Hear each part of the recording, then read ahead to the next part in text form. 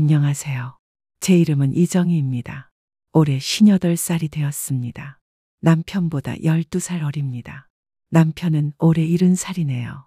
아침 5시 반, 평소처럼 알람 소리가 울리기도 전에 눈을 떴습니다. 25년이 넘게 같은 시간에 일어나는 습관은 이제 몸에 배어 있었습니다. 옆자리에서는 남편이 여전히 깊게 잠들어 있었습니다.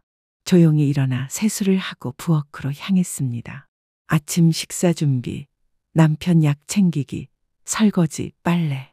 하루의 시작은 언제나 분주하게 돌아갑니다. 남편이 2번의 심장 수술을 받은 후로는 더욱 그랬습니다. 정희야, 따뜻한 물 좀. 침실에서 남편의 목소리가 들렸습니다. 30년 넘게 함께한 세월을 생각하면 원망할 수는 없었습니다. 건강했던 시절에 그는 중견기업 과장으로 일하며 가정에 최선을 다했던 성실한 남편이었습니다. 지금은 많이 달라졌지만요. 그날도 평소와 다름없는 일상이었습니다.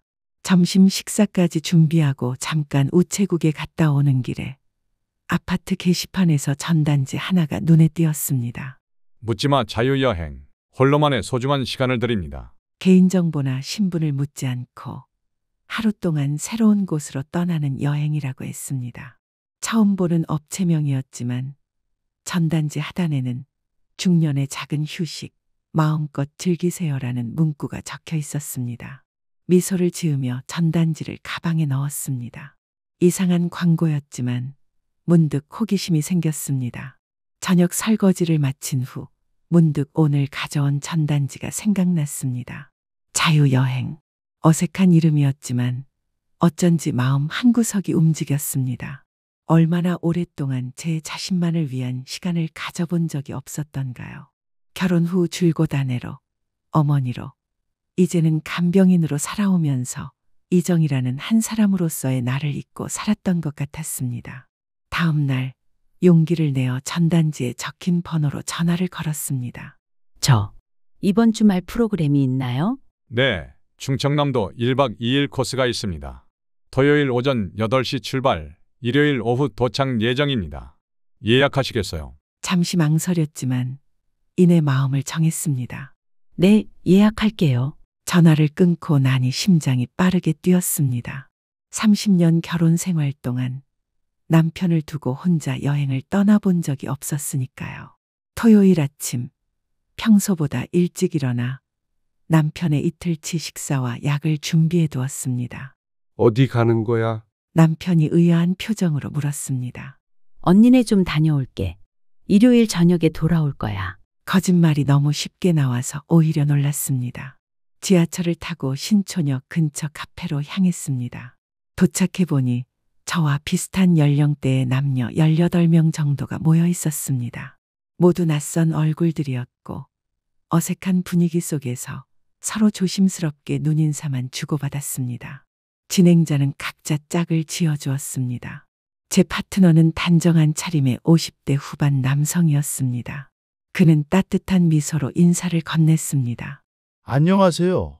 즐거운 하루 되었으면 좋겠네요. 버스에 오르자 그가 통로 쪽 자리에 앉으며 창가를 양보했습니다. 처음에는 서로 말없이 창밖만 바라보았지만 버스가 도심을 벗어나 교외로 향하자 조금씩 대화가 시작되었습니다. 혹시 이런 프로그램 참여해 보신 적 있으세요? 그가 자연스럽게 물었습니다. 아니요, 완전 처음이에요. 솔직히 좀 어색하네요. 저도 그래요. 뭔가 새로운 시도를 해보고 싶어서 왔는데. 그도 살짝 웃었습니다. 그런데 어떻게 불러드리면 될까요? 여기서는 가명을 쓴다고 하던데요. 그가 잠시 고민하더니 대답했습니다. 저는 성민이라고 해주세요. 그럼 저는 수진이라고 해주세요. 문득 떠오른 이름을 말했습니다. 도영 씨는 차분하면서도 재치 있는 사람이었습니다. 우리는 좋아하는 음식, 여행지, 드라마에 대해 이야기했습니다. 놀랍게도 대화가 자연스럽게 이어졌습니다. 특히 우리가 동갑이라는 사실을 알게 되었을 때는 더욱 편안해졌습니다. 동갑이시라니 정말 반가워요. 요즘 제 또래 분들과 깊은 대화할 기회가 별로 없었거든요. 그 말에 깊이 공감했습니다. 늘 나이 차이가 많은 남편과 대화할 때는 세대 차이를 느꼈거든요. 버스가 충남의 작은 산간 마을에 도착했을 때 저는 창밖으로 비치는 초록산의 청량함에 가슴이 설렜습니다. 서울에서 늘 병원과 집만 오가던 일상에서는 상상할 수 없었던 풍경이었습니다. 산이 정말 푸르네요. 옆자리에 앉은 도영 씨가 말했습니다. 네, 정말 그래요. 마지막으로 이런 자연을 본 게 언제였는지 기억도 안 나요. 우리 일행은 먼저 작은 산장형 펜션의 짐을 풀었습니다. 방 배정은 추첨으로 이루어졌고 모두 1인 1실이었습니다. 제 방은 202호, 도영 씨는 맞은편 202호였습니다. 점심으로 마을 한정식 집에서 산나물 정식을 먹은 후 자유시간이 주어졌습니다. 혹시 저 둘레길 함께 걸어볼까요? 도영 씨가 조심스럽게 제안했습니다. 전망대까지 이어진다는데 경치가 좋을 것 같아서요. 좋아요. 저도 걸어보고 싶었어요. 우리는 숲길을 따라 천천히 걸었습니다. 가끔 작은 나뭇가지가 길을 막으면 도영 씨는 자연스럽게 제가 지나갈 수 있도록 비켜주었고 그럴 때마다 은근한 설렘이 일었습니다. 미영 씨는 평소에 취미가 뭐예요? 글쎄요. 요즘은 특별한 취미가 없는 것 같아요. 일과 가정 사이에서 제 시간을 갖기가 쉽지 않거든요. 조심스럽게 대답했습니다. 아, 그렇군요. 저도 비슷해요. 일에 치이다 보니 취미를 가질 여유가 없었어요. 예전에는 하모니카를 불었어요. 학창 시절부터 좋아했거든요. 정말요? 멋지네요. 저는 한때 서예를 배웠어요. 결혼 전에는 꽤 열심히 했었는데 지금은 완전히 손을 놓았네요. 전망대로 향하는 길은 생각보다 가팔랐습니다. 중간쯤 올라갔을 때 저는 숨이 가빠져 잠시 쉬어가야 했습니다. 괜찮으세요? 도영 씨가 걱정스럽게 물었습니다. 네, 괜찮아요. 평소에 운동을 안 해서 그런가 봐요. 웃으며 말했습니다. 그는 배낭에서 텀블러를 꺼내 건넸습니다. 여기요, 물 드세요. 물을 마시면서 주변 풍경을 둘러보았습니다. 우리가 있는 곳에서도 산과 계곡이 어우러진 아름다운 풍경이 펼쳐져 있었습니다. 서두르지 말고 천천히 올라가요. 시간은 충분하니까요. 그의 배려의 마음이 따뜻해졌습니다. 남편은 한 번도 이렇게 제 페이스를 맞춰준 적이 없었습니다. 전망대에 도착했을 때는 이미 오후가 깊어가고 있었습니다. 그곳에서 바라본 산간 풍경은 말 그대로 장관이었습니다. 산봉우리 너머로 붉게 물들기 시작한 하늘, 그 아래 끝없이 펼쳐진 푸른 산맥. 미영 씨, 저기 보세요. 도영 씨가 하늘 위로 날아가는 새떼들을 가리켰습니다. 정말 자유롭게 보이네요. 새들의 비행을 바라보며 깊이 숨을 들이마셨습니다.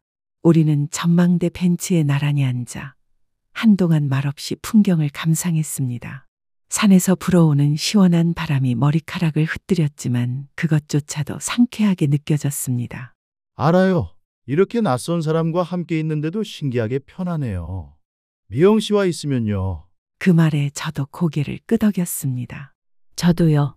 아마도 서로에 대해 아무것도 모르니까 오히려 더 솔직해질 수 있는 걸까요? 그럴지도 모르겠네요. 혹은 우리가 동갑이라 세대 공감대가 있어서일 수도 있고요. 어느덧 해가 지기 시작했고 우리는 전망대에서 내려와 펜션으로 돌아가기로 했습니다. 내려가는 길은 올라갈 때보다 수월했지만 어둠이 시작되는 길에서 돌에 발이 걸려 중심을 잃을 뻔했습니다. 조심하세요. 도영 씨가 재빨리 제 팔을 잡아주었습니다. 그의 손길이 팔에 닿은 순간 전기가 통한 것처럼 짜릿함이 느껴졌습니다. 그도 뭔가를 느꼈는지 잠시 움직임을 멈추었습니다. 우리의 눈이 마주쳤고 그의 눈동자에 비친 석양빛이 유난히 따뜻해 보였습니다. 고마워요. 작은 목소리로 말했습니다. 그는 여전히 제 팔을 잡은 채로 주변을 둘러보더니 제안했습니다. 저기 정자가 보이네요. 거기 잠시 앉아서 노을 좀 볼까요? 정말 아름다운데. 정자에 나란히 앉아 산 너머로 펼쳐지는 환상적인 노을을 바라보았습니다. 하늘은 붉은색, 주황색, 보라색이 뒤섞인 팔레트 같았고 그 색들이 구름에 물들어 마치 꿈 같은 풍경을 만들어냈습니다. 이런 걸 함께 볼 사람이 있다는 게 행복한 일이네요. 도영 씨가 조용히 말했습니다. 네. 혼자였다면 이런 감동이 반감됐을 것 같아요. 그가 조심스럽게 제 손을 잡았습니다. 거부할 생각은 전혀 들지 않았습니다. 오히려 그 온기가 고마웠습니다. 삶에서 지치고 메말라버린 감정들이 조금씩 깨어나는 듯 했습니다. 미영 씨, 오늘 이렇게 만난 건 우연일까요? 아니면 운명일까요? 글쎄요. 어쩌면 둘 다일지도 모르겠네요. 우연히 시작된 운명. 그의 눈빛이 깊어졌고 저도 모르게 그쪽으로 몸이 기울었습니다. 그리고 그 순간 산 너머로 떨어지는 노을빛 아래서 우리의 마음이 깊이 통하는 것을 느꼈습니다. 짧지만 강렬한 순간이 지나고 그에게서 떨어져 나오자 얼굴이 화끈거렸습니다. 30년 결혼 생활 동안 남편 외에 다른 남자에게 이런 감정을 느껴본 적이 없었습니다. 미안해요. 너무 갑작스러웠죠? 아니에요. 괜찮아요. 심장이 빠르게 뛰는 것을 느끼며 대답했습니다. 그렇게 노을이 완전히 저물 때까지 우리는 정자에 앉아 때로는 대화하고 때로는 침묵 속에서 서로의 존재를 느꼈습니다. 별들이 하나둘 나타나기 시작했고 산은 이제 어둠 속에 묻혀 그 소리만 들려왔습니다. 함께 펜션으로 돌아가는 길, 그는 자연스럽게 제 손을 잡았고 저는 그 온기를 거부하지 않았습니다. 저녁 식사를 마치고 대부분의 참가자들이 펜션 넷카페에서 담소를 나눌 때 우리는 살짝 빠져나와 다시 밖으로 향했습니다. 이번에는 달빛이 산 위에 은색길을 만들어 놓은 야경이 우리를 맞이했습니다. 와, 낮과는 또 다른 매력이네요. 탄성을 내뱉었습니다. 그러게요. 마치 다른 세계에 온 것 같아요. 작은 산책로를 걷다가 마을이 내려다 보이는 작은 언덕에 올라갔습니다. 그곳에서 바라본 밤 풍경은 더욱 신비로웠습니다. 도영 씨가 갑자기 진지한 목소리로 불렀습니다. 미영 씨, 오늘 이렇게 만나게 되어 정말 행복해요. 저도요. 오늘 하루는 도영 씨 덕분에 정말 특별하고 행복해요. 사실 저 혼자 살고 있어요. 그가 조용히 고백했습니다. 4년 전에 아내를 잃었어요. 잠시 놀랐지만 이내 그의 손을 꼭 잡아주었습니다. 많이 힘드셨겠네요. 네. 그래서 이 여행에 온 것도 누군가와 함께 있고 싶어서였던 것 같아요. 외로움을 잠시나마 잊고 싶어서. 이해해요. 저도 비슷한 이유로 왔으니까요. 그는 저를 바라보며 손으로 제 얼굴을 부드럽게 쓰다듬었습니다. 오늘 하루만큼은 모든 걱정, 모든 현실을 잊고 싶어요. 미영 씨와 함께. 그 말에 가슴이 뛰었습니다. 저도 똑같은 마음이었으니까요. 오늘만큼은 간병인도 아내도 아닌 그저 나로 존재하고 싶었습니다. 저도 그래요. 솔직하게 답했습니다. 우리는 다시 한번 서로 얼굴을 마주보며 가까이 다가갔습니다. 이번에는 더 깊고 열정적이었습니다. 그의 팔이 제 허리를 감싸 안았고 저는 그의 어깨에 손을 올렸습니다. 오랜만에 느끼는 설렘과 떨림에 온몸이 반응했습니다. 길고도 짧은 접촉을 끝낸 후 그가 속삭였습니다. 내 방으로 갈까요?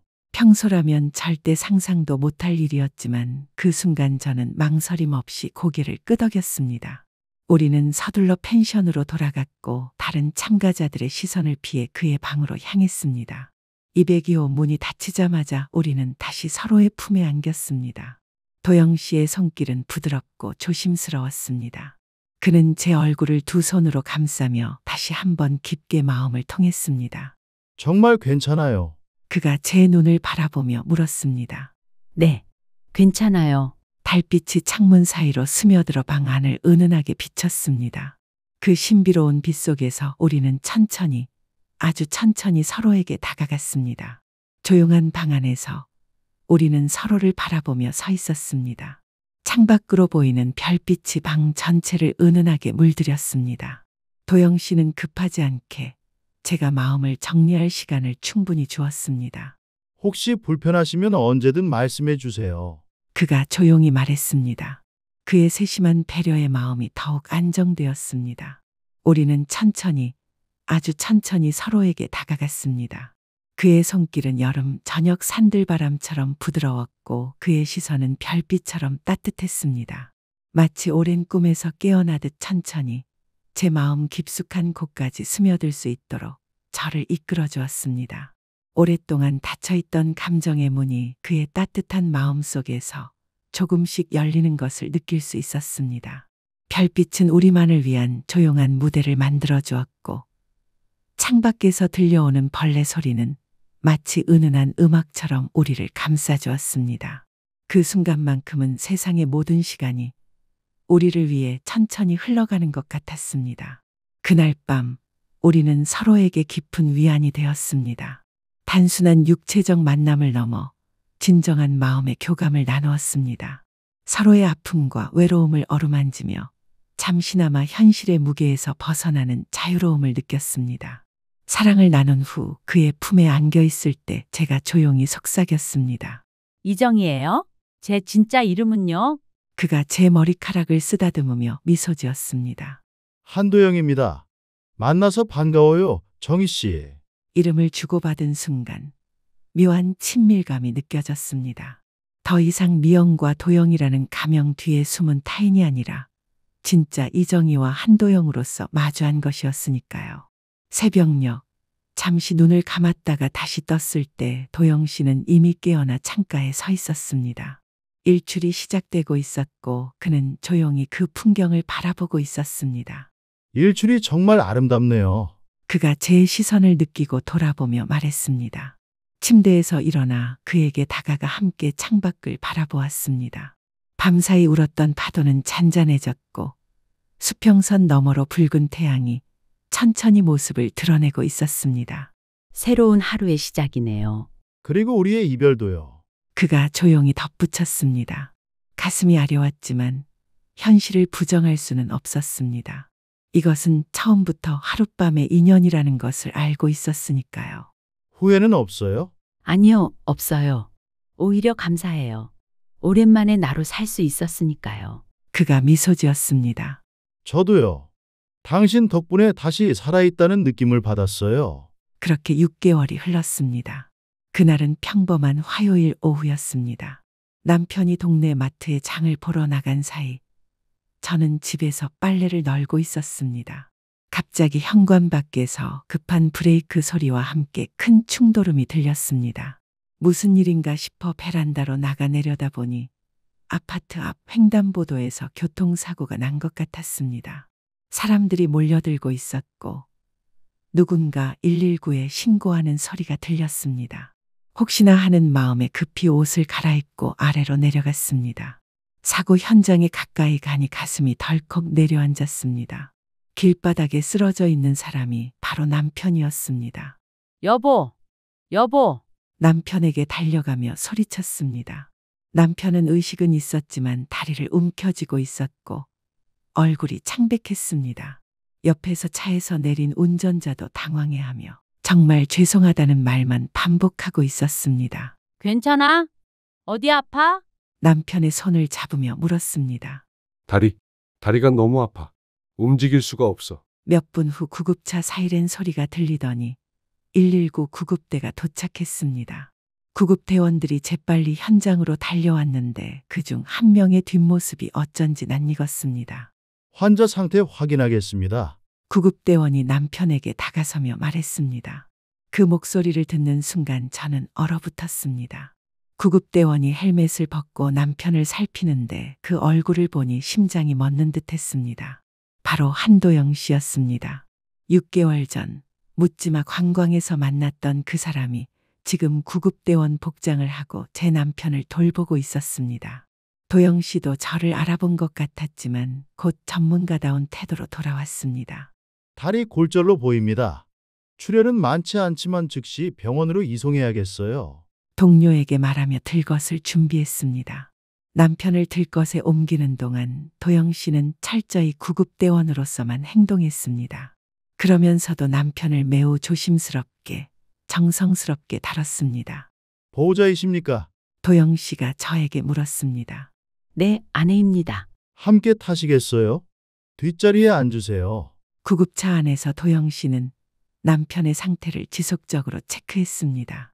혈압을 재고 맥박을 확인하고 산소 포화도를 측정했습니다. 그의 손길이 전문적이면서도 따뜻해 보였습니다. 괜찮을까요? 네, 생명에는 지장 없어 보이고요. 다리 골절이 주된 문제인 것 같습니다. 정형외과에서 정확한 진단을 받으시면 됩니다.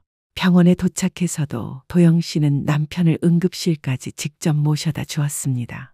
의료진에게 현장 상황과 이성중 상태를 상세히 브리핑해 주었습니다. 그럼 저희는 이만 가보겠습니다. 환자분 빠른 회복 기원합니다. 도영 씨가 떠나려는 순간 남편이 그를 불렀습니다. 잠깐만요, 구급대원님. 정말 감사합니다. 덕분에 큰일 안 당했네요. 도영 씨는 미소를 지으며 대답했습니다. 저희가 할 일을 한 것뿐입니다. 건강하게 회복하세요. 그가 돌아서려는 순간 우리의 눈이 잠시 마주쳤습니다. 그 짧은 순간에 6개월 전의 기억이 스쳐 지나갔지만 그는 아무 말 없이 고개만 살짝 끄덕이고 떠났습니다. 남편은 다행히 큰 수술 없이 깁스 치료로 회복할 수 있었습니다.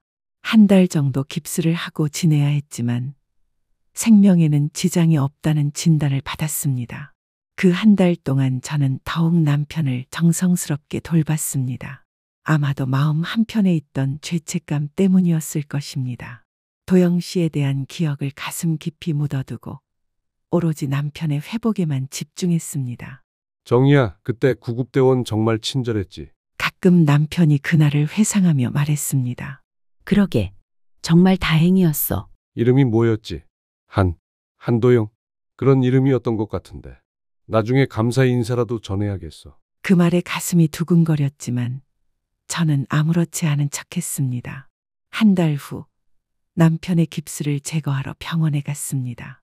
다행히 뼈가 잘 붙었고 이제 조심스럽게 걷기 시작해도 된다는 진단을 받았습니다. 병원을 나서는 길에 남편이 말했습니다. 정희야, 그때 구급대원한테 감사 인사 좀 전하고 싶은데 어떻게 연락할 방법이 있을까? 글쎄, 119 신고센터에 문의해보면 되지 않을까? 그렇게 며칠 후 남편은 119 신고센터에 전화를 걸어 그날 출동했던 구급대원에게 감사 인사를 전하고 싶다고 했습니다. 센터에서는 개인정보 보호 때문에 직접적인 연락처는 알려줄 수 없지만 감사 인사는 전달해 주겠다고 했습니다. 그로부터 일주일 후 뜻밖에도 도영 씨에게서 전화가 왔습니다. 안녕하세요. 그때 교통사고 나신 박준식 씨 아내분 맞으시죠? 한도영입니다. 전화를 받는 순간 가슴이 뛰었지만 최대한 침착하게 대답했습니다. 아, 네. 안녕하세요. 센터를 통해 감사 인사를 전해 받았는데 환자분 상태는 어떠신지 궁금해서 연락드렸습니다. 네, 덕분에 완전히 회복됐어요. 정말 감사했습니다. 다행이네요. 혹시 괜찮으시다면 커피라도 한잔하면서 그날 상황에 대해 말씀드리고 싶은 게 있어서요. 남편도 옆에서 듣고 있었는데 그가 제게 전화기를 달라고 했습니다. 여보세요, 구급대원님. 박준식입니다. 그때 정말 감사했습니다. 아, 환자분이시군요. 회복되셔서 다행입니다. 구급대원님, 시간 되시면 저희가 식사라도 대접하고 싶은데요. 언제 시간 되세요? 그렇게 우리는 일주일 후 동네 식당에서 만나기로 했습니다. 약속 장소에 나갔을 때 도영 씨는 이미 와서 기다리고 있었습니다. 평상복을 입은 그의 모습을 보니 6개월 전의 기억이 다시 떠올랐지만 남편 앞에서는 처음 보는 사람인 척 행동했습니다. 안녕하세요. 그때 정말 감사했습니다. 남편이 일어나 깊게 인사했습니다. 천만에요. 저희가 할 일을 한 것뿐입니다. 식사를 하면서 도영 씨는 그날 상황과 응급처치에 대해 자세히 설명해 주었습니다. 그리고 앞으로 주의해야 할 점들도 알려주었습니다. 구급대원이라는 일이 정말 대단하네요. 얼마나 많은 사람들을 도우셨을까요? 남편이 감탄하며 말했습니다. 벌써 25년째 하고 있어요. 힘들 때도 있지만 이렇게 회복된 환자분을 보면 보람을 느낍니다. 대화 중에 도영 씨와 몇 번 눈이 마주쳤지만 우리는 서로 처음 만나는 사람인 척 자연스럽게 행동했습니다. 식사를 마치고 헤어질 때 남편이 도영 씨에게 말했습니다. 정말 감사합니다. 덕분에 큰일 안 당했어요. 앞으로도 많은 사람들 도와주세요. 네, 감사합니다. 두 분 모두 건강하세요. 도영 씨가 떠나면서 저에게만 들리게 작은 목소리로 말했습니다. 정희 씨도 건강 조심하세요. 간병하느라 힘드실 텐데. 그 말에 가슴 한 구석이 따뜻해졌습니다. 그는 여전히 저를 걱정해주고 있었습니다. 집으로 돌아가는 길에 남편이 말했습니다. 참 좋은 사람이네. 구급대원님 덕분에 살았어. 정말 고마운 일이야. 그러게. 정말 다행이었어. 그날 이후로도 가끔 도영 씨 생각이 났지만 저는 그 기억을 조용히 가슴에 묻어두었습니다. 그는 제게 특별한 하룻밤의 인연이었지만 이제는 남편의 생명을 구한 은인이기도 했습니다. 1년이 지난 어느 봄날 남편과 함께 동네를 산책하다가 우연히 도영 씨를 만났습니다.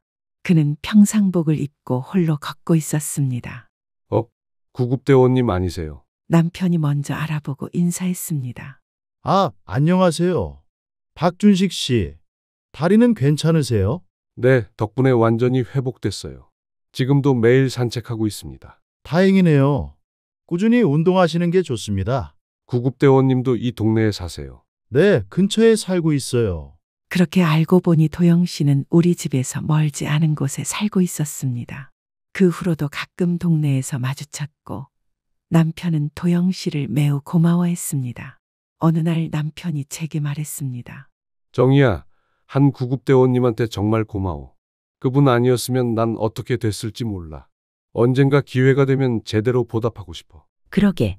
정말 좋은 분이야. 그렇게 시간이 흘러 1년 반이 지났습니다. 도영 씨는 여전히 제 마음 한편에 소중한 추억으로 자리 잡고 있었지만 저는 일상으로 돌아가 남편을 성실히 돌보며 지냈습니다. 가끔 혼자만의 시간에 그날의 따뜻했던 순간들이 떠오르면 그 기억만으로도 힘든 일상의 작은 활력이 되었습니다. 때로는 남편의 건강이 더 악화될 때마다 혹시 언젠가 남편이 먼저 떠나게 되면 그때 도영 씨를 다시 만날 수 있을까? 그런 발칙한 생각이 머릿속을 스쳐 지나갈 때도 있습니다. 그럴 때마다 저 자신에게 놀라면서도 한편으로는 그런 마음이 있다는 것조차 위로가 되었습니다. 아직 제 안에 꺼지지 않은 여자로서의 마음이 남아있다는 증거니까요. 삶이라는 것은 참으로 신기한 것 같습니다. 우리가 계획하지 않은 순간들이 때로는 가장 큰 의미를 갖게 되고 작은 우연들이 모여서 큰 변화를 만들어내기도 합니다. 그날 용기를 내어 떠났던 여행이 남편의 위급한 순간에 도움이 될 줄은 꿈에도 생각하지 못했으니까요. 이제 저는 깨달았습니다.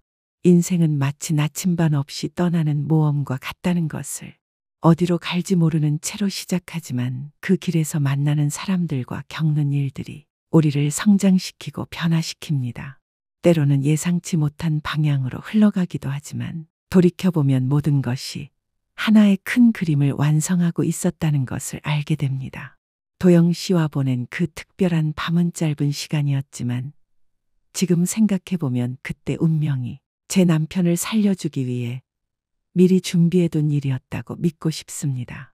뻔뻔하게 들릴지도 모르지만 제가 그날 밤 다른 남자와 함께했기 때문에 남편이 목숨을 구할 수 있었다고 생각하니 죄책감보다는 오히려 감사한 마음이 듭니다.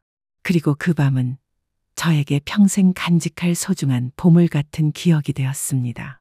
이렇게 저희 솔직한 이야기를 끝까지 들어주셔서 진심으로 감사합니다. 혹시 비슷한 경험이나 생각을 가지신 분들이 계시다면 댓글로 나눠주세요.